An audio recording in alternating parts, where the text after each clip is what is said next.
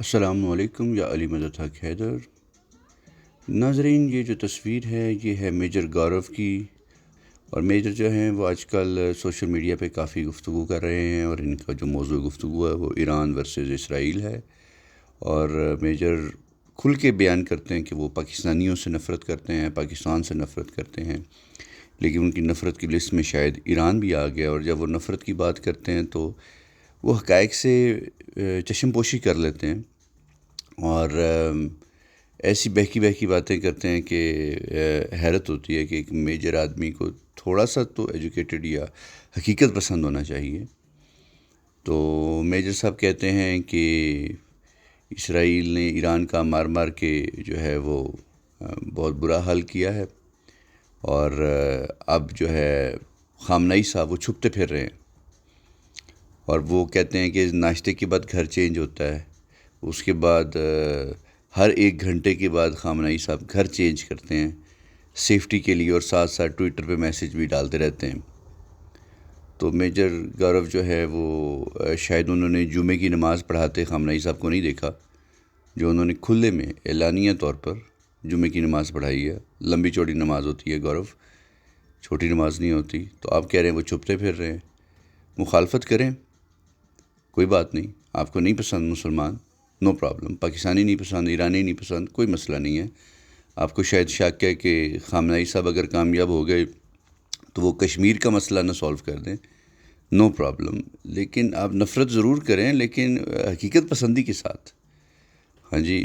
یا یہ کام نہ کریں کہ اگر آپ نے منافقت کرنی ہے تو منافقت میں پھر اتنی آبویس منافقت نہ کریں کہ دیکھنے والوں کو آسانی سے سمجھ آ جائے کہ یہ آدمی نفرت سے بھرا ہوا ہے اور صرف اپنی خنس نکال رہا ہے، اگر آپ کی زبان میں کہیں یا منافقت کر رہا ہے۔ اور منافقت ایسی کریں کہ پتہ بھی نہ لگے، جیسے ہمارے شہریار آبدی صاحب کرتے ہیں۔ تو آپ طفل مکتب ہیں، اور شہریار آبدی صاحب ہمارے ماشاءاللہ پرنسپل ہیں اس منافقت کے اسکول کے۔ تو ابھی آنے والی ویڈیو میں آپ کو دکھاتا ہوں کہ شہریار آبدی صاحب کیا فرما رہے ہیں فلسطینیوں کے بارے میں۔ وہ بھی نفرت کرتے ہیں فلسطینیوں کے ساتھ، آپ کی طرح نا، جیسے آپ پاکستانیوں سے کرتے ہیں وہ فلسطینیوں کے ساتھ کرتے ہیں، اور اس وجہ سے کرتے ہیں کیونکہ وہ سنی ہیں۔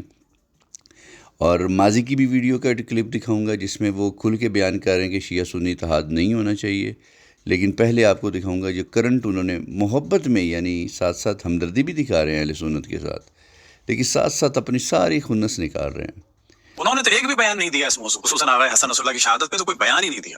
اب ایک اور جانب ہم توجہ دلائیں، ایران ہو یا شام ہو یا حزب اللہ ہو یا عراق کی شیعہ تنظیمیں ہوں یا یمن کی ہوں، انہوں نے ایک تو فلسطین کے اہل سنت کا دفاع کیا، انہیں ہر طرح سے سپورٹ کیا، اور جب حماس والوں نے منافقت دکھائی اور 1 سال کی مرسی کی حکومت میں آنے کے بعد حماس والوں نے اپنا جلوہ دکھایا، اپنا رنگ دکھایا کہ ایران کے، لبنان کے، شام کے اور حزب اللہ کے سب کے یہ لوگ مخالف ہو گئے، کیونکہ یہ سمجھ رہے تھے کہ مصر میں ہماری حکومت آ گئی ہے، اب ہمیں ایران کی یا شام کی یا لبنان کی ضرورت نہیں ہے۔ آپ کے سامنے تصاویر آئیں گی جس میں اسماعیل ہانیہ اور خالد مشرق سیریا کی اگینسٹ حکومت بنی ہے، جس کی ابھی بھی کچھ پاور ادلب میں ہے، کہ جہاں پر جشن منائے جا رہے ہیں، اور یہ ذہن میں رہے کہ سیریا کے جھنڈے میں 2 ستارے ہیں، اور جو مخالف ہیں ان کے اس میں 3 ستارے ہیں، اور خالد مشعل، اسماعیل ہانیہ ان لوگوں کا پرچم لہرا رہے ہیں کہ جن کا نعرہ یہ تھا کہ ہم اس ملک سے شرک کے مرکز یعنی حضرت زینب کی قبر کو ختم کر دیں گے۔ لیکن جب مرسی کی حکومت ختم ہوئی اور حماس والوں کو اپنی اوقات نظر آئی، یہ معافی مانگ کے دوبارہ بشار کے پاس بھی گئے، خامنائی کے پاس بھی گئے، حزب اللہ کے پاس بھی گئے۔ ان کا بڑا پن یہ ہے کہ پھر معاف کر دیں۔ ہم بھی دعا کرتے ہیں کہ ان کے نفاق کو خداوند تبارک و تعالیٰ معاف کرے اور اسماعیل ہانیہ کے درجات کو بلند فرمائے، لیکن ہمیں آنکھیں کھول کے رکھنا چاہیے اور لوگوں کی تاریخ پر نگاہ رکھنی چاہیے، لوگوں کے عقائد پر نگاہ رکھنی چاہیے کہ وہ کس حد تک کہاں تک جا سکتے ہیں۔ ان لوگوں نے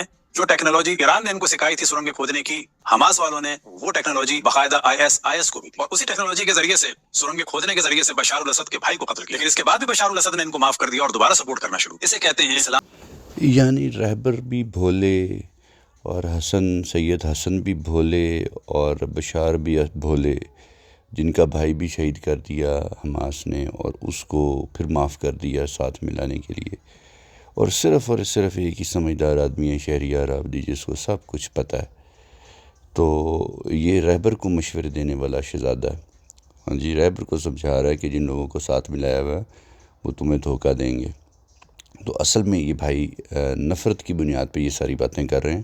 آئیے میں آپ کو ان کا پرانا کلپ دکھاتا ہوں جس میں اپنی نفرت کا اظہار کر رہے ہیں۔ یہ اہل سنت کے ساتھ اتحاد کو یہ بندہ مانتا ہی نہیں، کہتا ہو ہی نہیں سکتا، اور اگر ماضی میں بالفرض اس کی ساری یہ جو بکواسیات ہے اس کو سچ مان لیں، بالفرض 1 منٹ کے لیے مان بھی لیں، تو اس وقت اسماعیل ہانیہ کو یہ جو طعنے دینا ہے جبکہ وہ شہید ہو گئے اور بدترین دشمن کے ہاتھوں شہید ہوئے، اس وقت وہ طعنے دینا تو بالکل ایسا ہی ہے کہ جیسے آپ جناب حر کو اگر طعنے دیے جائیں کہ آپ نے کیوں امام حسین کو کربلا میں روکا. ہاں بے شک وہ شہید ہو گئے، لیکن اب آپ ان کو طعنے دینا شروع کر دیں اور ان کی کردار کشی کریں.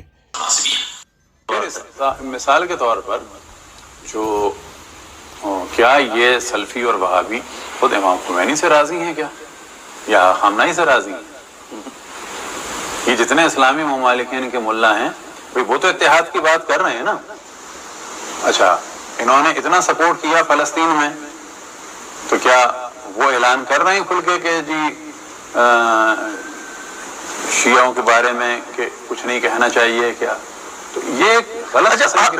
یہاں سے سوال بنتا ہے کہ ہم ہی کیوں محبتوں کا ثبوت دے رہے ہوتے ہیں. اچھا یہ ایک بڑی اہم چیز ہے، اتحاد دو جانب سے ہوتا ہے. یہ اتحاد دو جانب سے ہوتا ہے. یہ مجتہد کو فتویٰ دے رہے ہیں. جی ناظرین، تو یہ ویڈیو میں نے دوبارہ اپنے چینل ایزی دین 2 پہ اپلوڈ کی تھی، لیکن در حقیقت یہ 11 مہینے پرانی نہیں ہے، بلکہ یہ 1.5-2 سال پرانی ویڈیو ہے. اور بھائی پرانے اہل سنت کی نفرت میں اتنے اندھے ہیں کہ ان کو رہبر بھی برے لگتے ہیں، اور جن حسن نصر اللہ کی تعریف کر رہے ہیں اور یہ آج ان کی بڑی غم میں بیٹھے ہوئے ہیں، ان سے بھی ان کو شدید نفرت ہے. کیونکہ یہ سارے لوگ شیعہ سنی اتحاد کی بات کرتے ہیں، اور شیعہ سنی میں تفرقہ ڈالنے والے کو یہ سب لوگ شیطان کا چیلا سمجھتے ہیں. تو آغا جو شہریار آبادی صاحب ہیں، یہ سب لوگوں کو نہیں مانتے، اور مانتے ہیں تو صرف ایک چیز کو مانتے ہیں کہ شیعہ سنی اتحاد نہیں ہو سکتا، اور شیعہ سنی جو ہے وہ آپس میں الگ الگ کوئی دشمن آ کے ان کو کاٹ دے مار دے، نو پرابلم. لیکن ہم نے بیٹھنا نہیں، ہم نے اتفاق اتحاد نہیں کرنا. ان سے پوچھیں کہ انہوں نے کسی ایک بھی فلسطین کے حق میں کوئی مظاہرہ ہوا ہو، اس میں یہ گئے ہوں یا اپنی قوم کو ساتھ لے کے گئے ہوں یا اکیلے بھی گئے ہوں، وہ ایک تصویر دکھا دیں، ایک مظاہرہ دکھا دیں. یہ ریسنٹلی جو واقعات ہوئے ہیں. جی ناظرین، تو ورک آؤٹ کی ویڈیو تو بہت لمبی ہے، انشاءاللہ اگر آپ کہیں گے تو وہ پوری شیئر کریں گے آپ کے ساتھ. لیکن یہ ہے کہ بچوں کے ساتھ ورک آؤٹ کرنا بہت ہی اچھی چیز ہے، اس سے باپ بیٹا محبت میں اضافہ ہوتا ہے، اور آپ سب کو بھی انکریج کروں گا. میں بالکل بھی فٹ نہیں ہوں، میری حالت بہت بری ہے، لیکن انشاءاللہ کوشش کر رہا ہوں بہتری کی طرف آنے کی. دعاؤں میں یاد رکھیں. السلام علیکم. یا علی مدد حق حیدر.